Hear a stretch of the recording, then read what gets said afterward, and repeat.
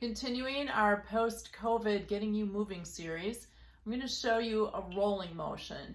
And what the rolling does is it helps get your core moving again so that it's just easier, you feel lighter, your core gets a little reorganized so everything in there just works better and it's easier to breathe too. So I'm Cara from Kinetic Konnections and this is Dan, my son, and I'm going to use him to show you how to do this.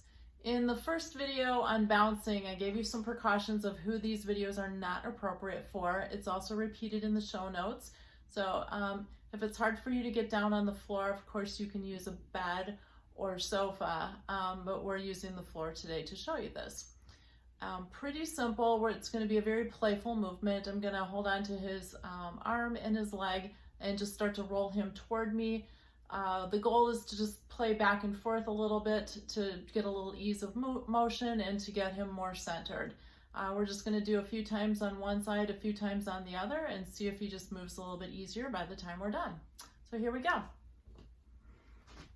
All right, Dan, I need an arm and a leg, and I'm holding at his knee. If it's a person with shorter legs, you can hold at the foot, and I'm just going to easily roll him toward me.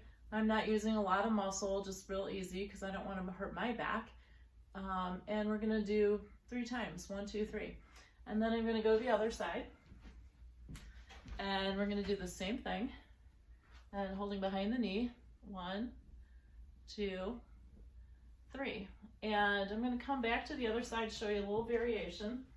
So if he's a little feeling really tight, what you're going to do is just start to roll, and if that's as far as they go, just go back and forth, 1, 2, 3, just a few times playfully, and then try again, and it goes a little bit further. And sometimes we go back and forth with this just a few times. So again, 1, 2, 3, and over, and he's starting to get so he just almost wants to roll completely over.